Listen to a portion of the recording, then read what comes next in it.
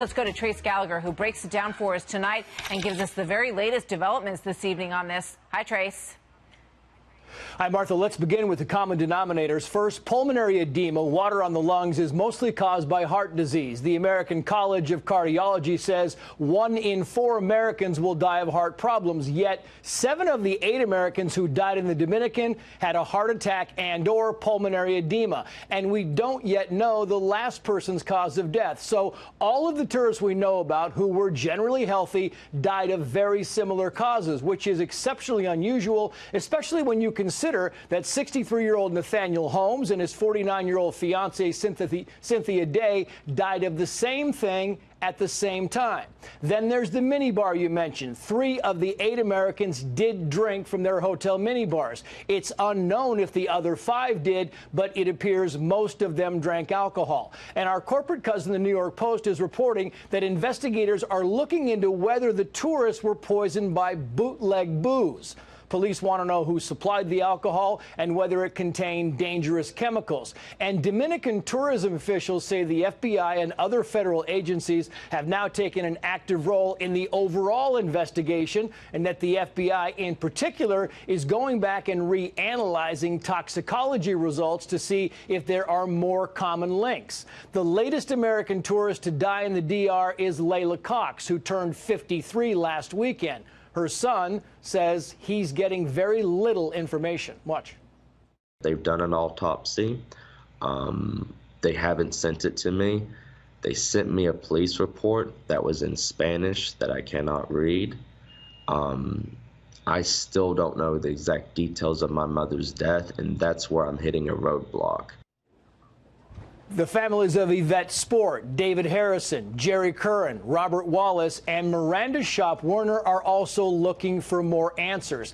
And remember, a Colorado couple says they drank from a minibar in the DR and got violently ill, but recovered. They were later diagnosed with pesticide poisoning. And a forensic professor now says the symptoms suffered by most victims who died are consistent with poison. Martha. Trace, thank you very much for that report tonight from L.A. Here now, Kellie Brown. Her father went on vacation in the Dominican Republic in January and died there just days later. Kellie, we are very sorry for your loss. Must have been so shocking. Obviously, it seems like, you know, a dream, right, to go on a vacation like this. What happened? Absolutely.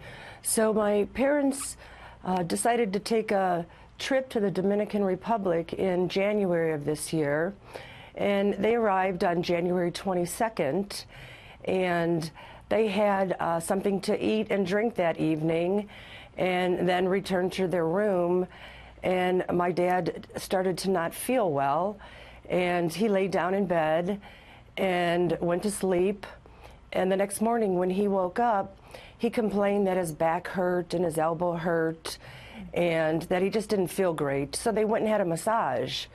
And after the massage, he still wasn't feeling well and decided to just head back to the room and lay down and take a nap. And that was pretty much what happened for the next 2 days. And then Thursday, he complained that he was so sick, he just wanted to go home. Yeah. And my mother said, well, it's in the evening, we'll go to bed and let's see how you feel in the morning.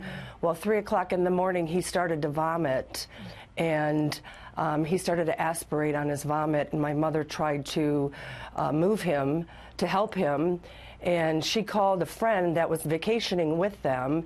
He was in a different building. His wife and him came over to help my mother, and he was unresponsive, and they took him to the hospital, Hospital Bavario in the Dominican Republic, where they put him on a ventilator in ICU, and he eventually died. Kellie, I'm so sorry. I mean, this is just a terrible story. When you listen to these other people's stories, does anything connect?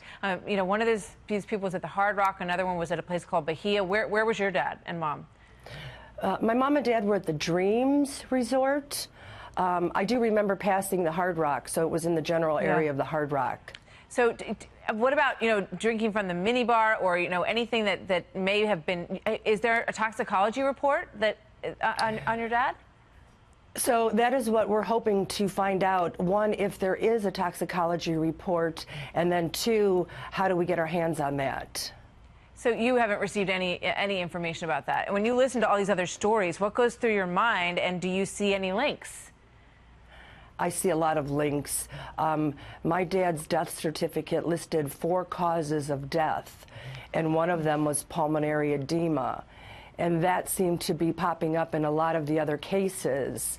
So I was seeing a connection there, yeah. But just because that everybody has been coming out, I didn't think anything initially, and now there's just so many unanswered questions. Well, who are you trying to get answers from at this point? The hospital, yeah. Doctors, the coroner's office.